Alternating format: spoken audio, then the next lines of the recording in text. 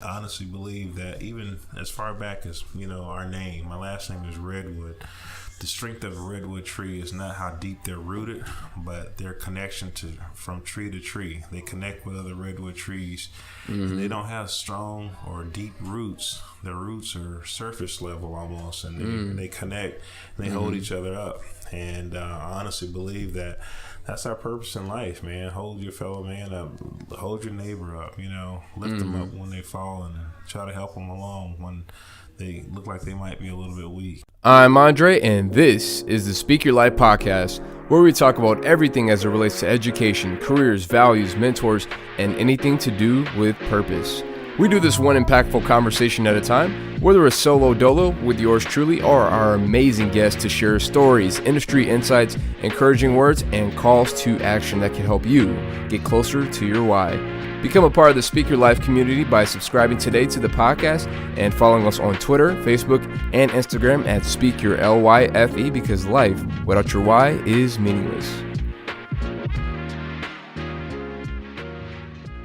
And today's guest is a Little Rock native, a graduate of Philander Smith College, went on to master the art of sales for 13 years, is now the proud owner and co-founder of the one and only Wings Cafe, an artisan-style wings restaurant in the local Kansas City, Missouri area for over 8 years now.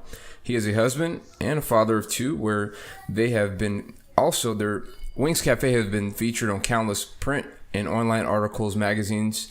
It has now been recognized at one point as Kansas City's best wings amongst the best of competition. And it was at one point rated Kansas City's must-eat restaurants on Yelp, along with a few other awards. Please welcome Lee Redwood. Thank you, sir. Thank you. Glad to be here. Yes, yeah. Welcome. How are you doing? I'm doing pretty good. Good. Had some good old food for Thanksgiving. I'm sitting here at the table, leaning to the side with a full belly and a full day of shopping. So my eyes are glazed over and my belly is full. Nothing wrong with that, man. Nothing wrong with that. You gotta enjoy these holidays. They come once a year, so let's get right into it. Tell me your 5-minute life story. My 5-minute life story. Born and raised in Little Rock, Arkansas. Got 3 sisters, 1 brother. I was the youngest of all those, and grew up thinking we were just dirt poor. And went off to college. Mom had me to go grab some cash, and out of the cash box that she kept under her bed behind a wall and in a safe, and realized she had some cash, and I was like, whoa, we got a little bit of money at least. So after graduating from college, I went on to conduct business with Merck Pharmaceuticals, and went to Johnson & Johnson, and we since struck a brand or idea out on our own with Wings Cafe, amongst several other businesses over my lifespan, but this one being the one that stuck and the one we're most passionate about. Yeah. And that's where we are now. Good. And I failed to mention, this is my uncle, by the way, guys. What up? Great day, all day, every day, even on Friday. He finds a way to embarrass me no matter what age or what platform, no matter where I am. That's why I didn't want to say that at the beginning of the intro, but I kind of have to now. But anyways, so you mentioned, my grandma, which is your mother, and I know that they had a big influence and a big impact, and but what about their experiences in business kind of inspired you to become what you are today? I think their resilience. I mean, no matter what was going on, they stayed in there. I mean, that was the one thing that stuck with me the most. My father, your grandfather, he sat me down when I started my first job and was like, listen, I don't care who your employer is and what's going on in life. Give your employer a good, hard, steady work. And it was one of those things that kind of just stuck with me. And it was almost like it echoed when he said it. Yeah. And no matter who your employer is, no matter whether you're self-employed or employed by someone else, you give your employer a good hard day of work. Yeah. And again, just their resilience in business and their efforts in life and the things that they encountered, you know, that coupled with that just kind of kept me in the fight no matter what it was. Mm-hmm. Yeah.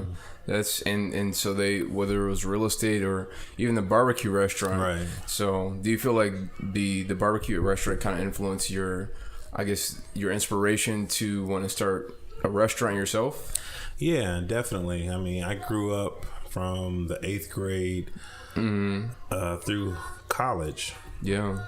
In the barbecue restaurant and stuff, and it definitely gave me a level of confidence and just some know-how, just knowing that I had been in that some of the situations once before and so on. So I was able to draw upon those memories and maybe the way to take on business and customer service at that capacity.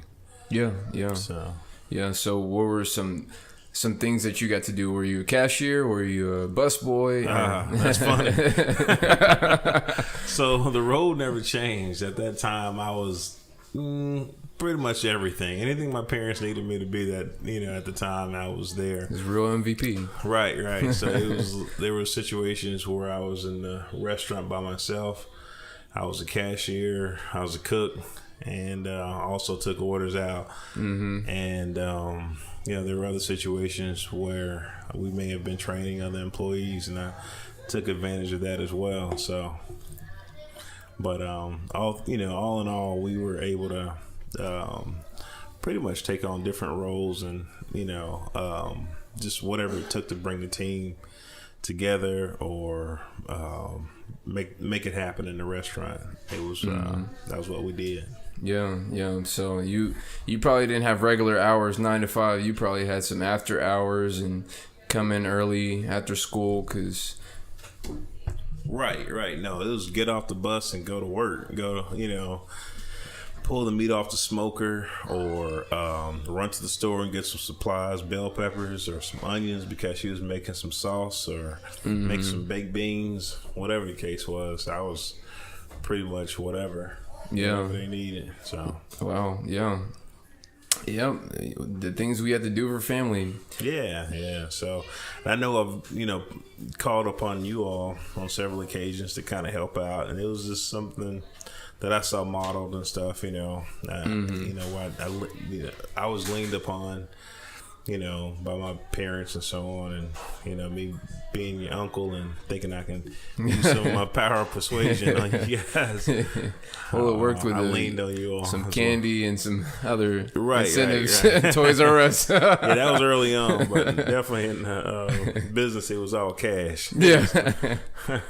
Yeah, that's right. So, but yeah, so working at the restaurant there with your parents, and then just getting older and just doing your own thing, and what was that point where you're just tired of the corporate life, and was there a certain point where is there like many points that you're just like, hey, I'm done with this? Right.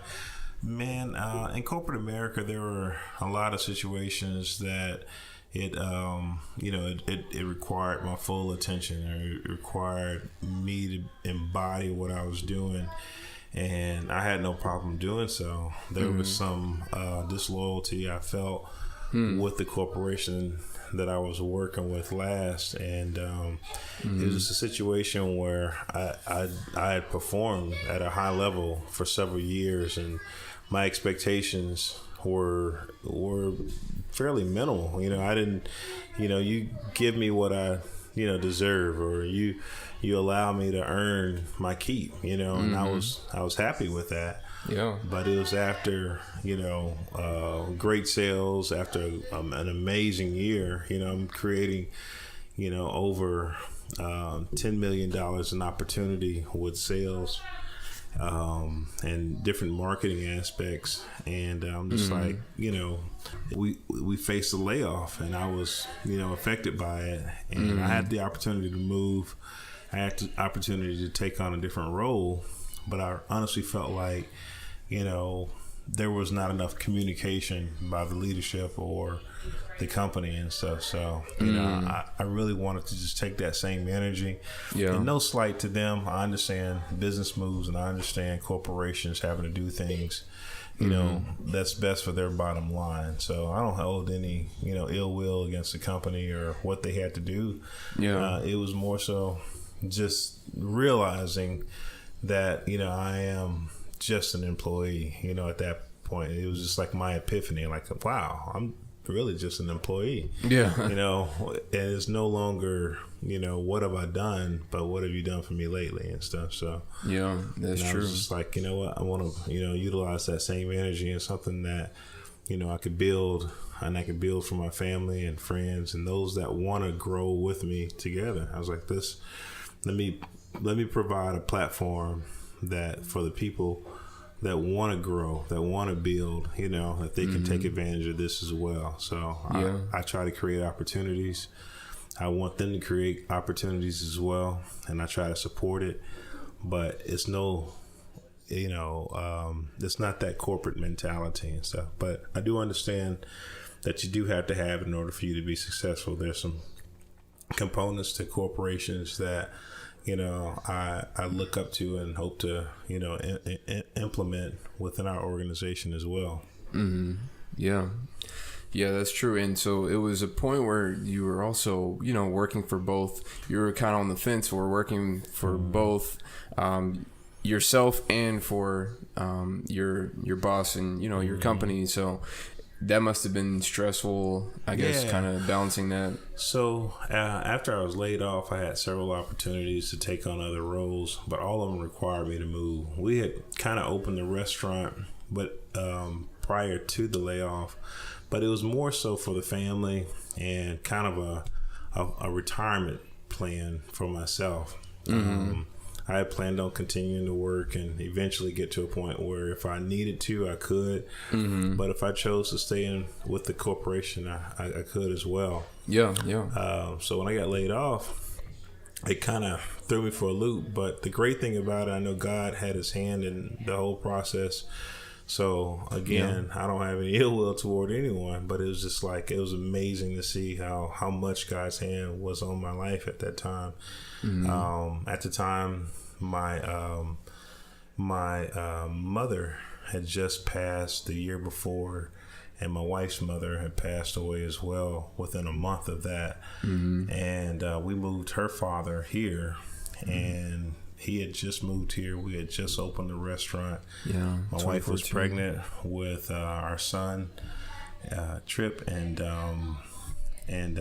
he was born in November, and I got laid off like 2 days before my birthday. You know, 7 days before eight days before his birth, and he ended up spending some time in the ICU. So with my layoff, I had a little time on my hand. Yeah, and, I was able to be there with my wife, be there in the hospital with my son, and try to take care of business with the restaurant. And I think having to do more than that would have potentially been just too much, you know. And I had a severance package that extended through April of the following year. So I was basically getting a check, and I didn't have to go to work and at my corporate job, but I helped out at the restaurant. But it also allowed me the opportunity to get a good foundation at the restaurant. So I was able to be with my family, maintain some type of growth with the company we were trying to build. Yeah, and also had some kind of money, had insurance as well to take care of the expenses that we incurred at the hospital there. So. Yeah, and so making that transition, you know, with having kids and you already had one, and then having another one, a new one, that must have been really challenging. And you know, especially when it comes to, you know, you have a family business, and so you want to leave a legacy for them, and so you want to also start off on the right foot. But I know the beginning part was a little rough with, you know, just you were at the beginning of your family. It wasn't like your kids were already, you know, 10 years old and, stuff like that. Right. So that must have been difficult. Yeah, we were still building a family, building a company, and just, building ourselves as a whole.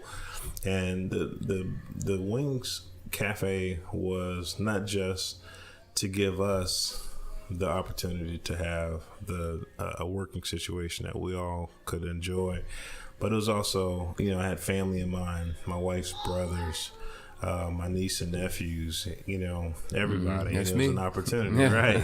So it was like, hey, my dream was, man, you get a business, you get a business, you get a business, and just kind of creating and implementing tools and resources that we could all be more successful in the future with it as this thing kind of grew. So that was my motivation.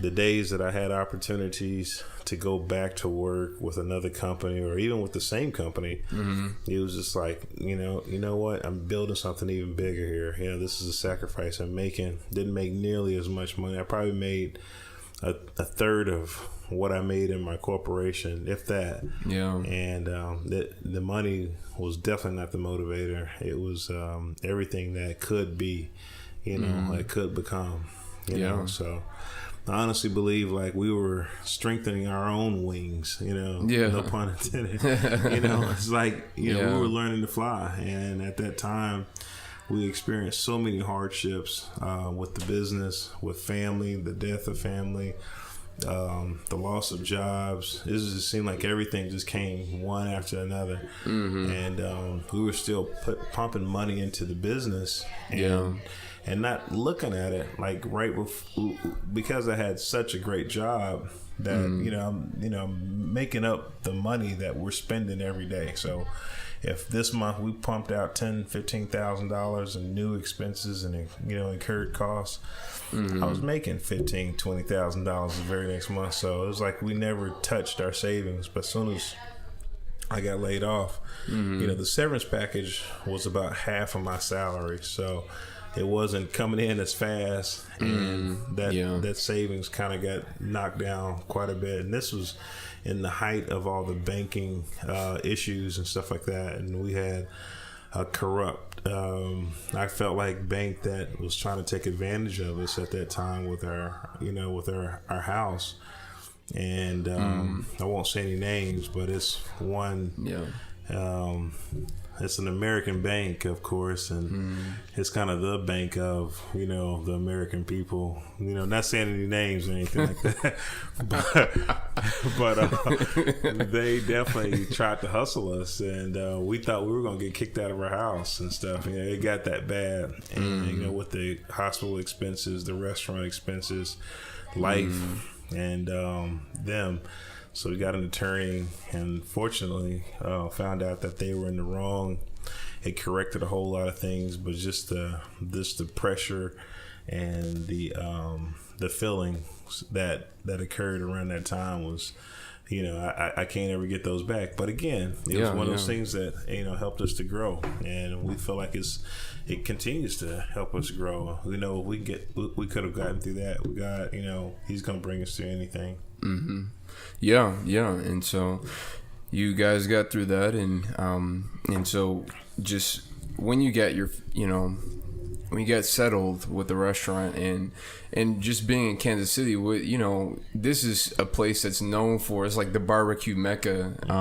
Missouri is in general. You have St. Louis on one side, then you got Kansas City on the other, and so with this being like the barbecue mecca and all that, coming in knowing that, what made you say, hey, I just want to start a wings restaurant amongst all these other barbecue giants and all these other, I guess, shall I say, comfort food giants? So no, it was actually kind of an easy choice. I got 3 favorite foods in life, and I probably shouldn't indulge in any of them as much as I do, but wings, barbecue, and sushi. So if you ever find a wings, sushi, barbecue restaurant, I've figured out, I've cracked the code on this thing. I got all 3 in one. But wings were definitely a passion. I enjoyed a good wing, and there was this kind of a deficit in town for not only wings but chicken products. There was no Raising Cane's in town. The closest one was in Nebraska. At the time we started out, there was no Chick-fil-A unless you went to the mall. And then at the time there was no other chicken places. There was except for Wingstop and Buffalo Wild Wings. Those were the only two that existed. And the big boys. Right. And they were both national companies. And there was one other little wing place that was trying to make a name for themselves in town.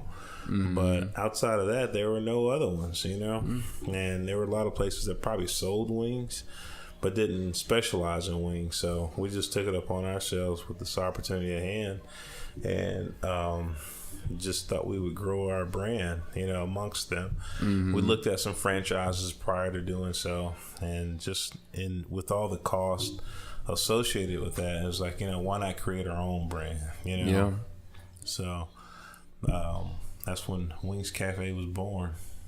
What made you guys choose that name? Because there's so many names that you could have. Right.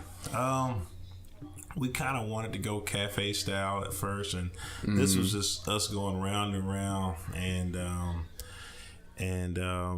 we knew we wanted wings in the name. We were trying to single out a single name as opposed to two, because a lot of the big companies are like McDonald's or Panera Bread Company. It used to be Atlanta Bread Company or something, and different things like that, and they all come down to one. So we couldn't figure it out, but maybe as our transition to something bigger, we'll come up with something cool. But we really like the Wings Cafe part. We feel like we definitely are artisans in our craft and trying to bring wings, so we create different flavors all in house.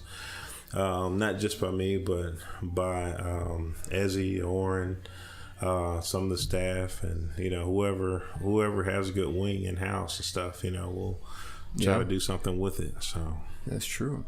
So what are I know some of the big name flavors that you guys got that people usually come from out of town to come and take a bite of, like the Slap Your Mama. And, so we changed the name from Slap Your Mama to Slap. We didn't want to get slapped with a lawsuit from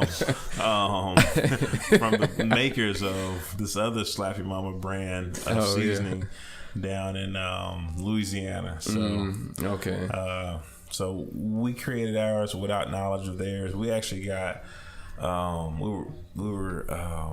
we got one of the representatives from Hy-Vee. They came into the restaurant and just was like, "Hey, thank you guys for all your push. Let us know if you need anything with the seasoning and stuff. You get we can't keep it on the shelf." And I'm just like, "Well, we don't have our seasoning on the shelf." They were like, this Slap Your Mama, you guys it's flying out the door and stuff like that. They said that they've had it down here and they come to the store to pick it up in bottles and stuff. So, and so that's when we realized that there was another one out there, and we tried it. It's a little different than the one we have. They're great for seasoning. If you're gonna, kind of brine your meat or something like that. But ours is just an amazing balanced flavor that you can eat on a French fry, some fish, some chicken, brisket. I put it on my ribs the night before, and it makes an amazing rib. So full of flavor. So when we do get it in bottles, we'll definitely have to redo this interview and make sure everybody knows about this. But there's some other flavors that people usually come in for too that people just are amazed by, like Voodoo, Durango, and then all these crazy cool names that are associated with it as well. Yeah, those are some of our favorites and stuff. A lot of them were made just in our boredom. We were just like, hey, we want to try this with this and then see what comes of it and stuff. And a lot of times it was an amazing sauce from the go, because again, just feeling like God helped us along with it, and even with the flavors. So I mean, it's amazing. Yeah, and so I know sometimes you experiment with things, and some of them work, and some of the things don't work. What are some of the things that you feel like you experimented with? Like I know sometimes we have it was like chicken and waffles. There was There's like different things. There was like chicken sandwiches at one point. Yeah. What are some things that you feel like, you know, you tried but it didn't work, and there's some things that you tried but did work and were successful? Yeah. So we've had several sauces that we've had on the menu that were really good, and we did like a curry, like a coconut curry sauce, and it was really good. But we didn't realize that the acidity from the sauce would make the chicken wings a little soggy a lot faster. So it would start getting like, if you were eating in the restaurant, you can eat it, no problem. But if you took these wings home, by the time you pulled out of the parking lot, they were already starting to get soggy. So some sauces just hold up better and some don't. It's not that it didn't have a great flavor. It was just that it just wasn't great for the type of wings that we provide. Not to say that it won't come back in another version, but it was one of those that we were like, you know what, let's scratch this one. Yeah. One of the great accidents was that stuck on the menu was voodoo. Oren, he kind of he liked the taste of a couple different sauces together, put them together, add a shake or two of some other seasoning, and voodoo was born, and it's one of our more popular sauces. It's a little bit spicy, but people love little is an understatement. Right, it's that kind of spice that sneaks up on you. It's like it starts off with that sweet barbecue flavor, and you're just sitting there eating it, and then you're just like, man, that spice slowly increases. It's like you're turning it up the notch in the kitchen, and you start sweating and you feel it. So oh yeah. And it's one of those good heats, so you're eating it and you're on fire, and it's like ooh, and you still eat it, you know. Yeah, so that's right. Yeah, so I remember first trying that, because I'm not really into the spicy, so I never made that mistake again. So right. But yeah, so there's you've tried different things, you've experimented, and the things that you have, you guys have taken risks to the point where it's helped you out, because you've won different awards and have been featured in magazines, local news stations and things like that. So yeah, one of the other things that was really funny, a funny story, was our mac and cheese. When we first opened, we put mac and cheese on the menu because we knew we wanted to carry it for the kids, but it wasn't like one of our primary focal points. It was just like, all right, we'll just have mac and cheese. Yeah. And we literally took this bulk box of Kraft mac and cheese and made it straight from the box and stuff. And I will say this, I was not comfortable with this idea. It was not my idea. I won't say whose idea it was. It was not my idea to do this. And one day this mother returned it because her kid wouldn't eat it, and she was just like, she looked at me with this strange face, and the comment came out, was like, is this box mac and cheese? And I was like, She figured you out. right. And it was just like, you know what? We have to do a better job with our sides, with our with our entrees, everything. We got to do a better job. And I went home that night and I called some aunts, and they gave me their versions, and I remember helping my mom make some. My mac and cheese that I made wasn't that great, but it was better than what we were serving. Yeah. And with some help of some aunts and helping me to, bring my mother's recipe back, I was able to do a version of it, not the complete version. Hers was even a little bit richer than the one we have currently. But I stayed up that whole night before working on that, and brought it in the next day. Brought in like a tray of it and was like, guys, try this. And I think I'd been up to like 2 or 3 in the morning cooking different versions of it and stuff. And that's how our mac and cheese was born. Fast forward, 7 years, we won. We came in second place for best mac and cheese, in the area. And, it wasn't even something, it was an accident. It wasn't something we were trying to do. Yeah. And we felt like we were close enough to winning first place. And then it was little technicalities, not to say that the people that won first place didn't have a good one. I just think that we didn't expect the type of reception to our mac and cheese at this competition. It was more of one of those things where it was an opportunity to go for free. They provided all the equipment. They would reimburse us for all the food and pay our staff. So I was like, it'd just be fun to get out there. I was like, we'll just have fun with it. And we came in second place, and we were like 20 votes away from first place out of over 2,000 votes. So I felt like we were pretty good. We were right there. So. Yeah. And so, with being in different competitions and just having the craftsmanship that you guys put into the wings, what are some other things that you feel like that makes Wings Cafe stand out from all the other, wings restaurants out there? Right. I feel like everything that we try to do it for the people. When we first opened, whenever we came up with something, before we would put it on the menu, we would ask our customers, what do you think about this? We held our own little market research teams, daily, and it was like, we'd take a wing out and be like, here, try this, and they would try, oh, I like this, or it's okay, Yeah. It's like, oh, scratch that. And, it was like we did it for the people. We didn't do it for the money. We did it for the people, and we did it, for ourselves. Even if we thought we liked it, like even if it was a sauce that I was like, ooh, I really like this one.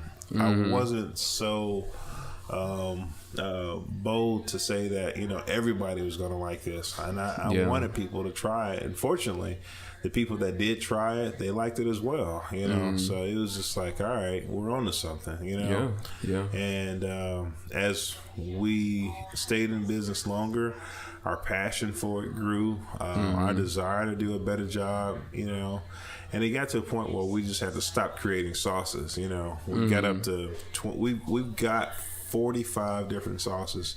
45? Yeah, 40. Right. We got 45 different sauces, but we only have 22 on the menu. So only 22. My wife, she was just like, no more. So she's if you hadn't guessed, she's the one that makes the sauces. So she's like, no more. If you put any more on here, you got to take something off. So we just was like, you know what, that's fair, because a lot of times it does put people in a position where they don't know what to order, so they just kind of freak out and just be like, give me buffalo. Stick to the regular ones. Right. I'll try it next time.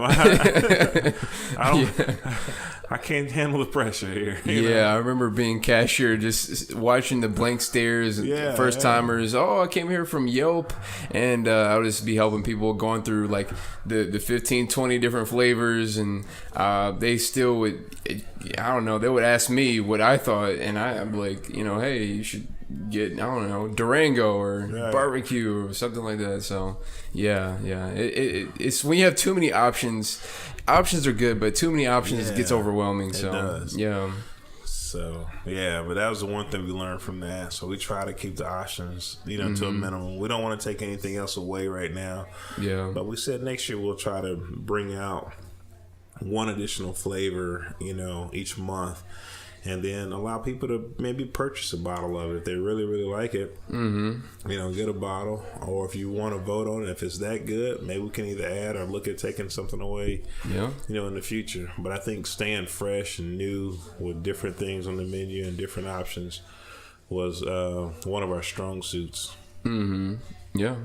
So and so with being an entrepreneur and being just a family man and just not just focusing only on business, but you got so many aspects to your life and so many hats that you wear, how do you, how would you suggest to people how to manage both family, personal and business life, and how would you, as a family man yourself? Right. No, I mean, I've found this to be true throughout life was, finding God in whatever it is I'm doing, you know, and what's the God aspect of this, you know, how is this helping his kingdom, or, you know, how is what I'm doing today, you know, lifting up my fellow man or my fellow woman, you know, how am I bringing, you know, people closer together?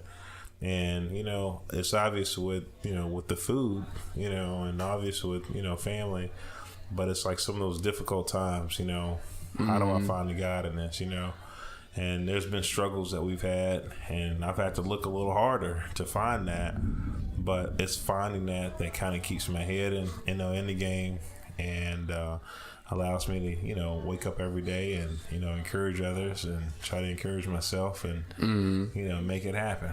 Yeah. And so would you say that encouraging people and be on the wings, would you feel like your why in life, your purpose in life is, I guess, to connect with people and encourage people? What would you say? What your why is? It's you know, again, in finding the God in everything that goes on in my life, you know, I look at all aspects, and you know, I'm looking for ways that he's trying to teach me or show me something here. And you know, we've been audited before, we've had struggles, we've almost lost our house and different things like that, and then I feel like, you know, each one of those items just made me that much stronger, and made me appreciate what blessings we do have. And I honestly believe that even as far back as, you know, our name, my last name is Redwood. The strength of a redwood tree is not how deep they're rooted, but their connection from tree to tree. They connect with other redwood trees. And they don't have strong or deep roots. Their roots are surface level almost, and they connect, and they hold each other up. And I honestly believe that that's our purpose in life, man. Hold your fellow man up, hold your neighbor up, you know, lift them up when they fall, and try to help them along when they look like they might be a little bit weak. And I honestly believe, and I got this from Zig Ziglar, and I love Zig Ziglar. Yeah, the more you do for others, you know, the more good you'll find within your own life and stuff. So you know, I kind of live by that, and I believe in that. And anytime I'm feeling low, I check my help meter. You know, how much have I helped someone today? Yeah. How much have I lifted somebody up today and stuff? And it's not about me. It's about, you know, those around me and those loved ones that, you know, depend on me and stuff. So yeah, that's great. And so, what would you say that I don't know if you have any advice to your younger self, just coming into the job market or just being a professional? What would you tell yourself? Right. Save, you know, save for rainy days. I mean, God provides, God's going to make a way. But, you know, if I could have gone back to that guy and just be like, hey, man, this is going to help with some of the struggles. This is going to help here, you know, but just, you know, adopt that mentality, you know, even if it's just a little bit over here, a little bit over there and stuff like that. But, and also just be consistent and helping, you know, people, and, you know, don't get so caught up in it was me that did this or me that did that, you know, because I do feel like there was a period in my life that I kind of lost myself. You know, I was very successful in what I did. My numbers were great. I led my region. You know, I was rep of the year for my company, and, you know, and it was just one of those things where I started getting all these accolades and all these things to come about, you know, the money and everything. And I was just like, this was me. I did this, you know, last week I you know, I did that sale that, you know, put this money on the table and put this money in my bank and stuff, you know, it was me. And I lost sight of the more important, you know, aspect of that. And I feel like that's when I kind of lost myself. And I think, you know, me being humbled through the different troubles in life and stuff, you know, kind of helped me to realize that. And I feel as though I'm a better man because of it. And I feel like, you know, with less financial success in my life, I feel like I'm more successful as a person, I've got a rich, relationship with my daughter. I got a rich relationship with my son. I don't know about my wife. No. Don't make me call her over here now. She's but I mean, and family and stuff. And, I do feel like when I was, early on in life, I did more with you guys and with family and stuff like that outside of my immediate family. But and I've kind of gotten away from that, just with stresses and different things that come about. I'm finally coming back to a point where I'm like, you know what, this time is limited, here on this earth, and with all those loved ones, all the cousins, aunts, uncles, nieces, nephews, and children, and spouses, and everything that, I need to make sure that, I give more and do more on those levels as well. So so we spend money and time, but the only one we get back out of those two is money. Right. We can't get back time, no matter how much effort, energy we put in. So that's important. It's important. So definitely. And so, all right. So what would you say that your house stands on? Definitely God's word. So I believe that God's word stands or sits as the nucleus to everything that we try to do, everything that we do. I'm still a man on a journey. I've got a lot of imperfections. I still say things, do things that I wish I could take back, or I wish that I can be stronger in and stuff. And so I pray daily. And I die daily. So these parts of me, I feel like each day are coming off and stuff. So I feel like that's what our house stands on. I try to embed that in my children, and me and my wife, we share the common way of thinking on that. And it's the one thing I feel like no matter what's going on, we can come back to and find solace and find, a new day, and no matter how hard. I mean, it's been some rough days out there. Yeah. And, but his word is what keeps me strong. And I try to build my house on that solid rock at least. So. Oh yeah, because those storms come, and life has so many challenges and so many hurdles that sometimes our own thoughts or philosophies they can crumble, and so I certainly agree with you on that. So all right, so that leads us to the last segment of this podcast, and that is the question of the day. Or we just ask a random question, and today I'll make it a little bit more easier because softball. Not a baseball, I'm just throwing a softball. Softball. Slow pitch. And so with this being like this season, I know Thanksgiving was yesterday, but what would you say you're most thankful for? Just in general, what are you most thankful for? Family.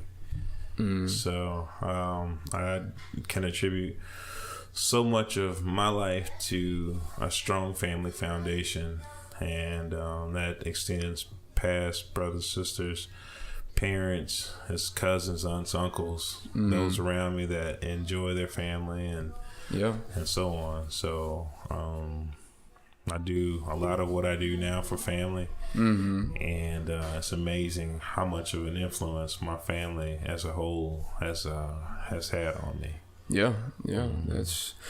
That's solid. So I mean, you're my family, and that's I'm your family. I love you too. No shame. So, all right, guys. So if you are a native of the Kansas City area or just visiting, be sure to look around for a spot. If you're looking for a spot to grab some good eats, or you're just in need of a catering job for any occasion, and then be sure to find the Wings Cafe on Facebook, Yelp, or any place. Specifically their website, and that's thewingscafe.com. Again, that's thewingscafe.com, and do it today. All right, again, thank you guys for listening for today's episode, and be sure to subscribe to the podcast. Follow us on Instagram at Speak Your Life, and give us any feedback from today's episode. All right, we'll see you next time.